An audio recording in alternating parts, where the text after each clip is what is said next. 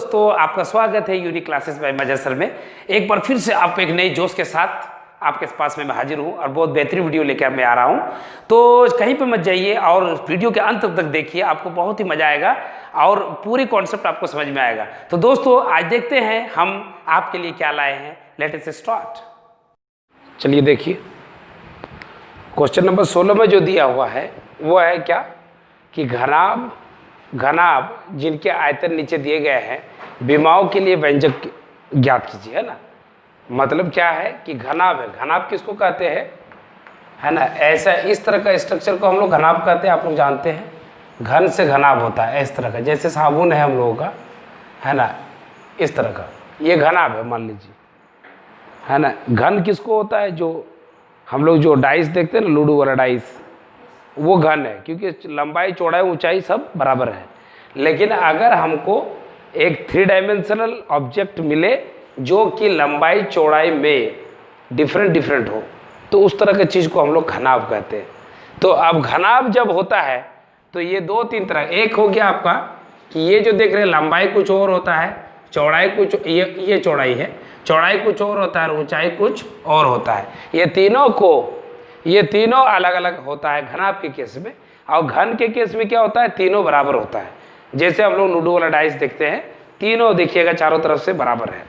तो पूछ रहा क्या, घनाभ के आयतन ज्ञात कीजिए। आयतन दिया हुआ है यहाँ पे, ये है, दो अलग अलग है। पूछा है कि बताइए तो इस एक्सप्रेशन को देख करके कि आपका लंबाई क्या होगा, चौड़ाई क्या होगा और ऊंचाई क्या होगा, है ना।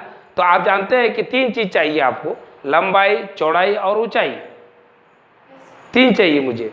तो लंबाई चौड़ाई और अगर ऊंचाई चाहिए तो इसको मेरे पास ऑप्शन क्या है, इन तीनों इसको खंडित करें, हम इसको गुणनखंड निकालें। तो जैसे है क्वेश्चन है 3x² - 12x, इसको अगर हम लंबाई चौड़ाई ऊंचाई मतलब 3 भाग में बांट दें ऐसे करके, एक में लंबाई आएगा एक में चौड़ाई आएगा। ऐसे देखिए, एक में लंबाई एक होता है चौड़ाई। क्यों?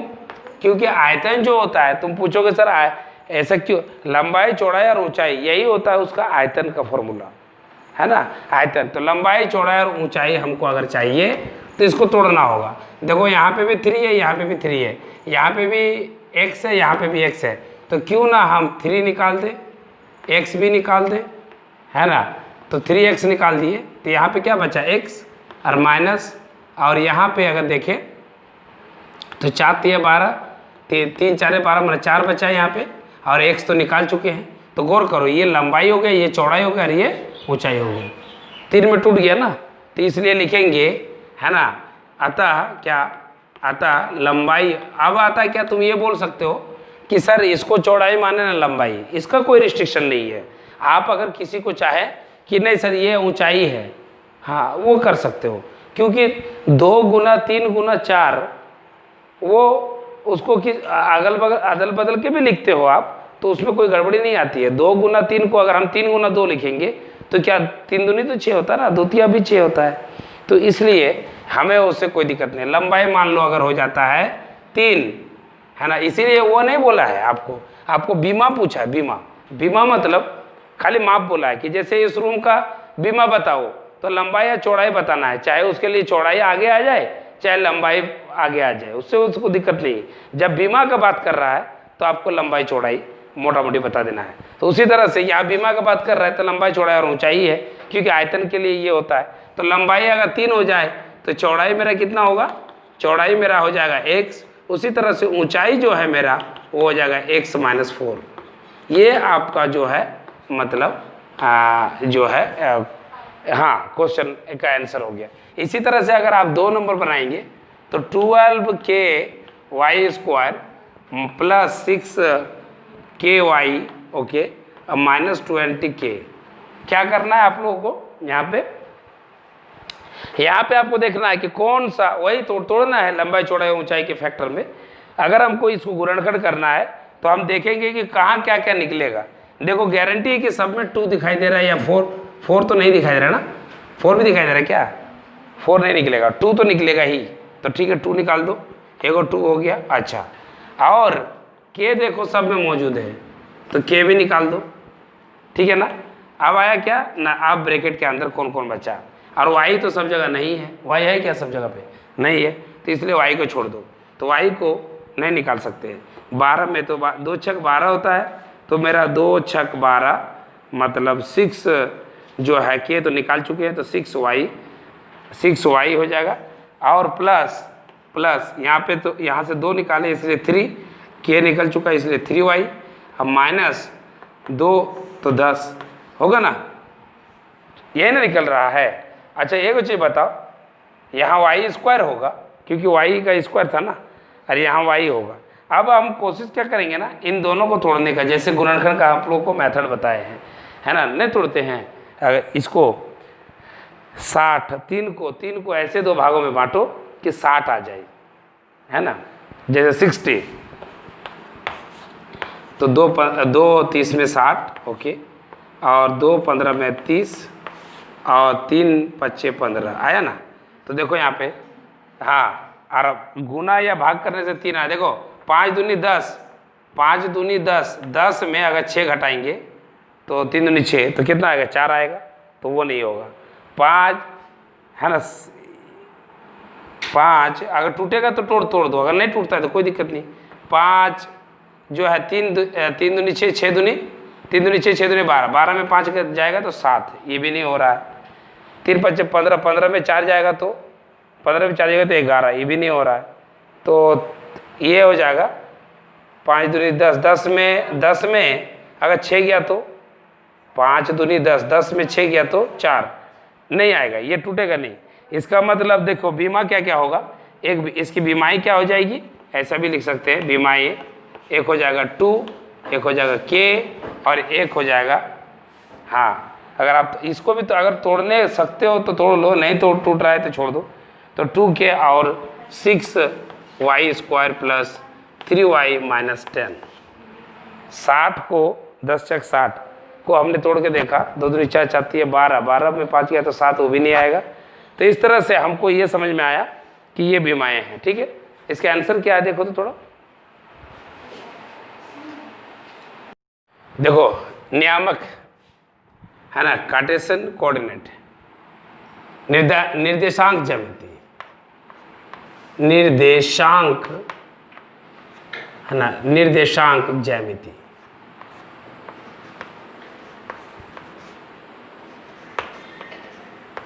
निर्देशांक ज्यामिति, इसको इंग्लिश में कार्टेशियन कोऑर्डिनेट कहते हैं ना, कार्टेशियन कोऑर्डिनेट। तो अब आता है क्या, कार्टेशियन कोऑर्डिनेट।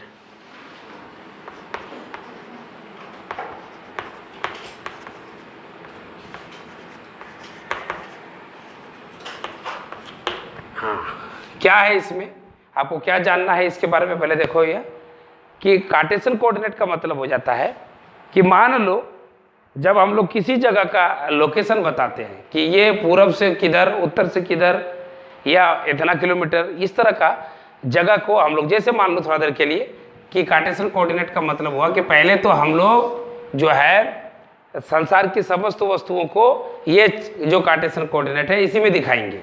मान लो 4 हिस्सा करेंगे, इसको कहते हैं प्रथम चतुर्थांश, इसको हिंदी से कहते हैं प्रथम चतुर्थांश, है ना, चतुर्थांश,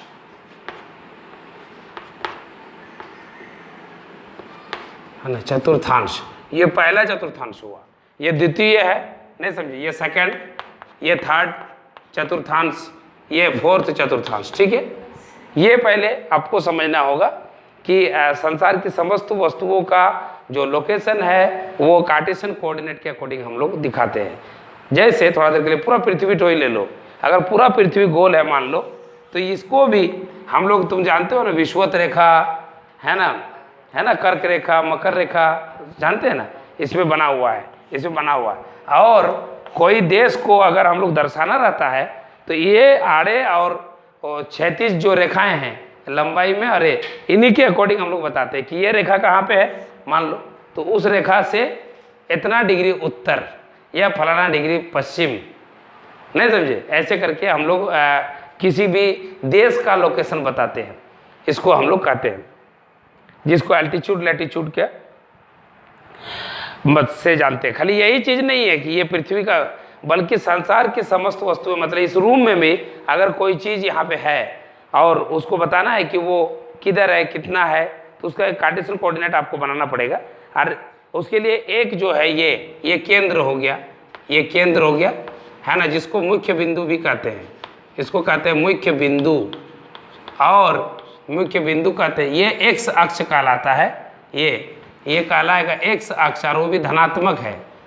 ये क्या होगा, एक्स अक्ष, और ये क्या होगा ना, ये भी एक्स होगा लेकिन ऋणात्मक एक्स अक्ष है, वही वाला ऋणात्मक एक्स अक्ष, मतलब पूरा तो एक्स अक्ष है रे, ये पूरा वाई अक्ष है ना, पूरा वाई है ना अक्ष है, वाई अक्ष पूरा। तो यहाँ से पॉजिटिव है, यहाँ से यहाँ तक पॉजिटिव है, यहाँ से यहाँ तक पॉजिटिव है, उसके बाद नेगेटिव, इसके बाद नेगेटिव, ठीक है।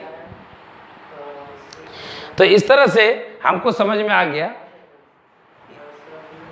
इस तरह से हमको समझ में क्या आया कि इससे समझ में हमको ये आया कि ये पूरा अक्ष है, ये पूरा वाई अक्ष है, ये पूरा एक्स अक्ष है, ये नेगेटिव होगा इधर और इधर पॉजिटिव होगा, ये मेरा पॉजिटिव होगा तो इधर क्या होगा, नेगेटिव होगा।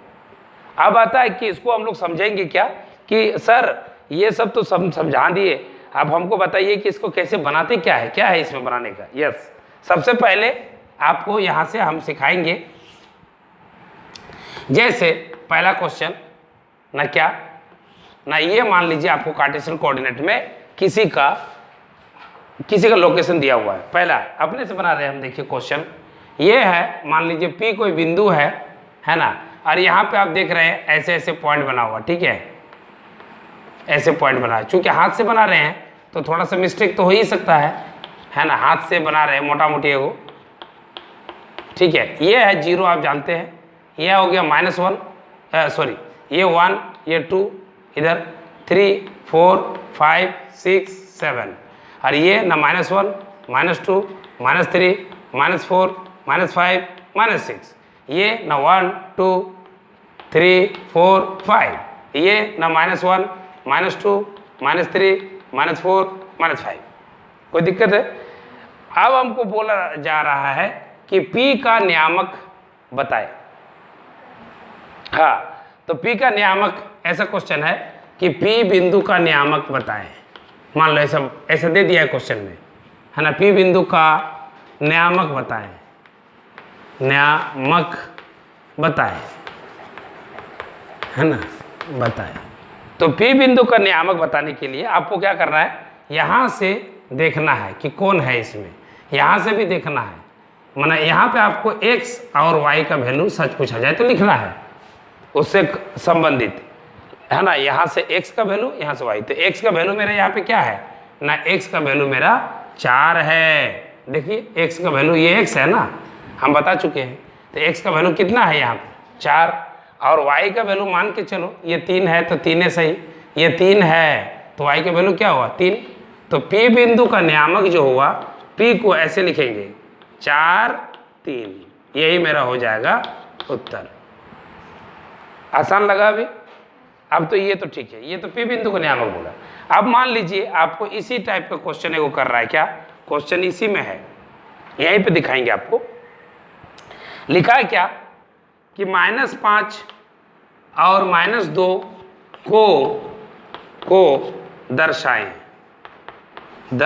हाँ, इसको दर्शाने के लिए बात कर रहा है, -5 और -2 को कहाँ पे होगा, ये किसका वैल्यू है आपको मालूम है, ये x का वैल्यू है, ये किसका वैल्यू है, y का वैल्यू है।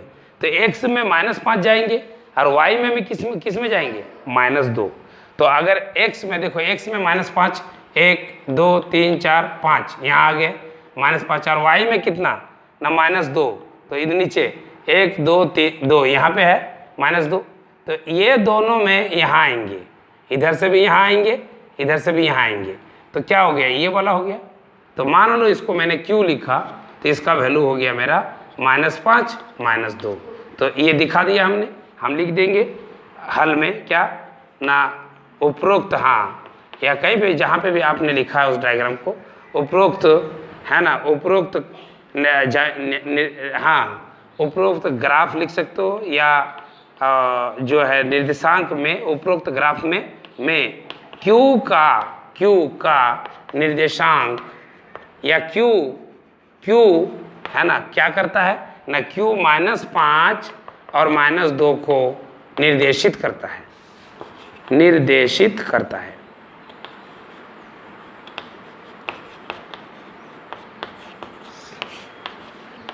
करता है।